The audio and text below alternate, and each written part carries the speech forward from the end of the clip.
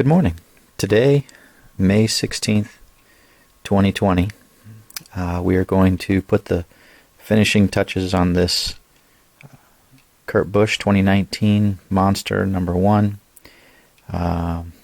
custom diecast, and we're going to apply this Dullcote Testors top coat, and we'll get that first coat on. I usually like to put 2 coats of that on. First coat doesn't quite give it the matte black finish that it needs, so a second, 2 light coats will make it look really sharp. Notice I've got a lot of different colors going on right now with these 5-6 cars I'm working.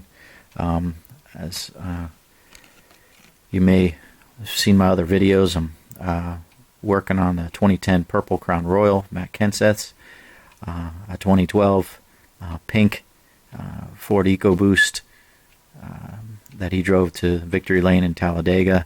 I did a silver Smirnoff Ice. It was a custom request. I've got a 2011 Matt Kenseth Jeremiah Weed car, as well as a fantasy GameStop Grand Theft Auto car, and this 2014 GameStop Evolve car. So a lot of different colors, and it's one thing I've always enjoyed is different colors, working on these models, and just really enjoying this hobby. All those, of course, are Matt Kenseth cars, my favorite driver, and so we'll let's get this first coat of the Testors Dullcote on the Kurt Busch car.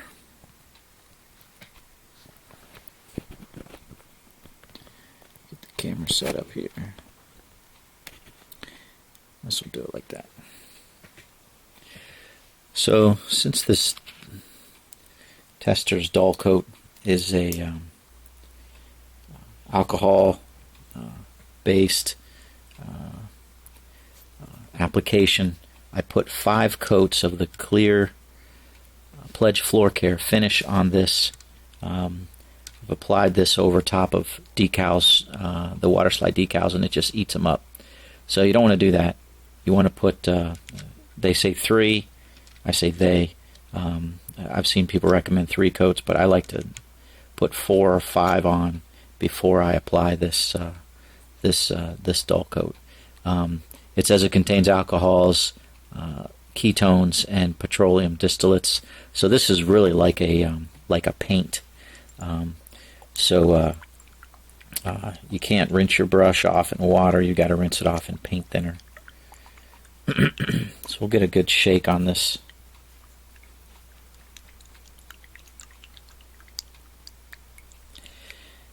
I've got a second one that I'm gonna decal later today.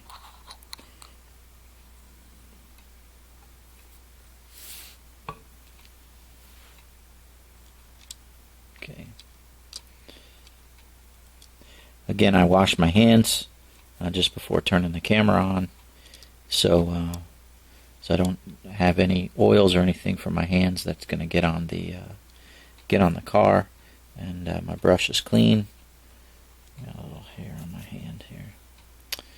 Okay, so let's get this in here.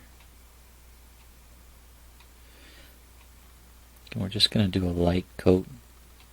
This stuff dries pretty quickly. For this, I do not put this on the windshield. I just keep it on the painted surfaces, which can be a little challenging sometimes to keep it off of that stuff. It dries pretty quickly, so you want to kind of go over it quickly as you move around the car.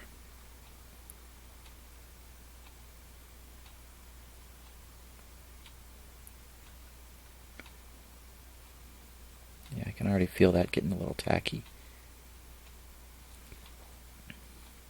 And when you go over it, when it's tacky, it'll smear, and obviously that's not what you want to do. So you kind of apply it and kind of keep moving.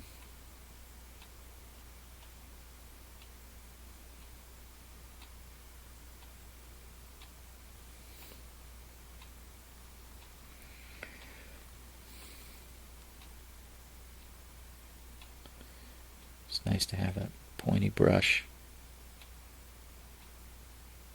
as you go around the windows and in between them.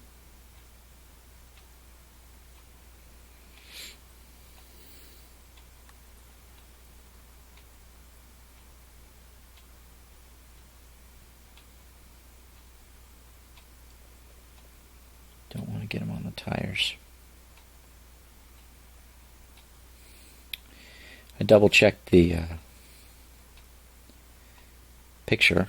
This is Kurt Busch's 2019 paint scheme that he drove to victory lane at Kentucky Motor Speedway. And I just, the decal sets, when I order them, I check the pictures of the car. What's it look like? Is it match the actual car driven on the track with all the decals? And it did. But as I'm finishing up, before I start applying the sealer, well, actually, kind of in the process of applying the sealer, I just double check the car, pictures of the car, to make sure I got everything right. One of the things that I like to kind of watch is the lower front valence of the car. Of course, you got the spoiler. It might be a different color, especially if you're on a lighter colored car. A lot of times the spoiler is black, and you have to paint that black. But sometimes the lower valence has a unique color. Could be yellow, could be white, could be red in some cases, orange. You just want to, again, my goal is to try to make the custom look as much as what the car looked like when it was on the racetrack. So I look at some race photos. Got to be careful sometimes when you're looking up those photos.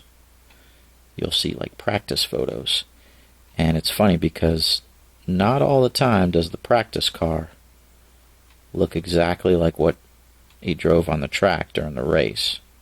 So with this car, it's actually kind of easy, because he won the race. So there's a lot of pictures of them in victory lane, celebrating the victory, and so I was curious if this part of the car was going to had like a white, because a lot of times you'll see like a white lower front valence for whatever reason. That manufacturers and race car teams do that. But it was black, so no additional painting was needed.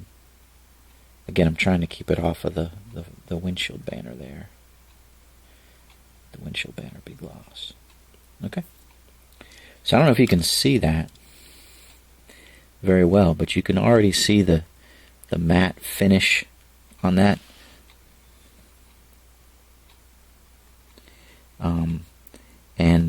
It actually looks pretty good for one coat. I'll put a second one on it. But that looks pretty good. I got a little jar of paint thinner here. I'm just going to put that brush in there and let it sit.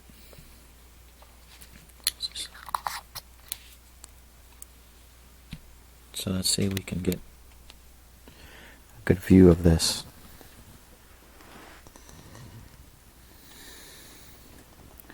So that's one coat, and you can see as it dries,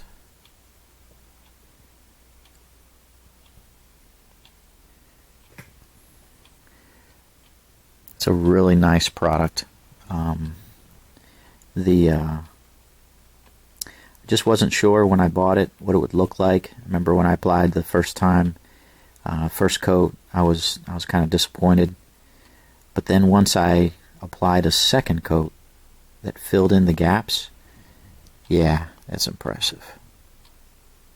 So you can see how that is going to be much more like what he drove on the track than this. This has I think 2 coats of clear sealer on it already before I apply the decals, and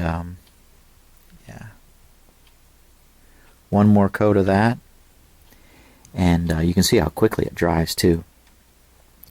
One more coat of that, and it'll be ready for pictures to post as an eBay auction. See the underside looks like.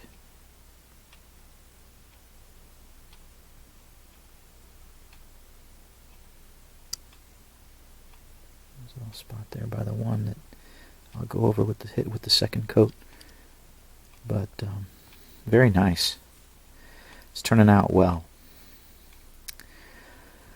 So yeah, today's Saturday. So my plan for today is I'll decal this car. I've already cut out the most of the decals there. You can see I have to do the sides here. I'll cut that out once I apply these. And then I want to work on this one. It's not exactly like what Matt drove in 2010, and I'm going to focus on his Daytona 500 car. That's what that will look like. And just as I built this car, I try to build it and get it all ready, everything ready, before putting the decals on it. You can see I've already pre-painted the side skirts here black on both sides. I like to do that before I put the decals on. Painted the spoiler black. It can be a little challenging getting underneath there. As you can see, I may need to get in there with a toothpick and kind of get that spot. The paint pens will go in there, but not all the way. So we'll make sure we get that all nice. See, I did the silver for the or aluminum for the hood pins there, and two on the back. I did the cowl here is black, and I like to paint that black before I put the car back together, because I've tried to paint it afterwards, and sometimes I'll touch the windshield, and of course that's not what you want to do, especially getting the paint on the plastic here. It is basically impossible to remove. So you don't want to touch that at all, because obviously the paint, you have to get it off, and whenever you put like paint thinner on the plastic, the clear plastic, it'll scar it, it'll scuff it, and it just doesn't look nice. Another thing that I do is I paint those little. This is the car tomorrow, the COT, back in I think it was 2007 to 2000, beginning part of 2010. They drove this with the lower valence on the front with these they're like little metal cables that came down and held the valence in place. I like to paint those aluminum or steel, and on this particular car, I noticed that the lower valence is black. I was looking at some pictures the other day, and lo and behold, it was not purple, it's black. So how I did that was I basically took my paint pen and I painted what I could without, I had already painted the silver or the aluminum cables there, so I didn't want to get any black on that. And so I took the paint pen and I went across the bottom, did it around the front part, and then I got a toothpick and I made a little, let me show you my little platform. This is my little platform for using a toothpick. So I'll shake up the paint pen and I'll get a little bit on this piece of cardboard here, and then I'll dip my toothpick onto the paint and just get a little bit in there, and then I'll be able to go in there and do the fine touch up around those the aluminum there, so I don't get it around, and I get it up against the purple where the paint pen really can't reach. It's just too thick. And Yeah, turned out pretty good. I mean, it's not perfect, but I'm trying to make it as best as I possibly can make it. So this car is just about ready for decals. Actually, it is ready for decals. The one thing that's going to be interesting about this car, and one of the difficult things when making these Crown Royal purple cars, at least from 2010, was the roof lines here, across here, and this, lo and behold, are yellow. So that's going to be a yellow stripe, and that's going to be a yellow stripe. Typically, they're black, right? And so I'll use my permanent Sharpie to make them black. But yellow is a whole different story, and having made these in the past over the years, it's a pain. I mean, it's really a pain. Let me show you how I do it. So I have a yellow paint pen. This is the gloss yellow. It's a standard Testors yellow. It closely resembles this. It's a little bit lighter, but this is the yellow that I need to do. So what I'm going to do is I'll get some tape. I'll have to tape it off. I'll get some of this blue turtle tape, or whatever this is called. Blue Scotch tape that they sell specifically for painting, and I will place it along one of the sides, and that way that'll be my base. So when I take the paint pen and I go across it, I'll kind of lean part of it onto the paint, or onto the tape, and the other part will go across that line. And then I'll do the same thing for this kind of raised piece. They used to call it like a shark fin. For this raised piece will be yellow here, and it's so important because it's such a bright yellow color. You have to do it right. You can't smudge it around. You have to do it right, because any mistakes will be very difficult to cover up. I mean, if you make a mistake, you can I won't say obviously, but when I make a mistake painting, you don't freak out about it. You just let it dry, and then you can either scrape it off, or you can cover it up. Like if I get a little bit of yellow paint here, I can wait till it dries, try to scrape it off, and if I mar this purple surface, I'll get a little bit of the purple paint, and I'll get my either a brush or a toothpick, and I'll go over it and smooth it over to make sure that returns to the purple. But yes, painting these roof lines yellow, and doing this yellow is one of the difficult, probably the more difficult things that I do when I'm trying to make the custom. Again, exactly as much as I possibly can, make it look like it is on the track. So I'll apply a second coat, and if you are interested in my auctions, I'll put this up for a 7-day auction and see what it goes for. And I'll have this one made and ready for a second chance offer, and it'll be just like this one. And sell 2 cars.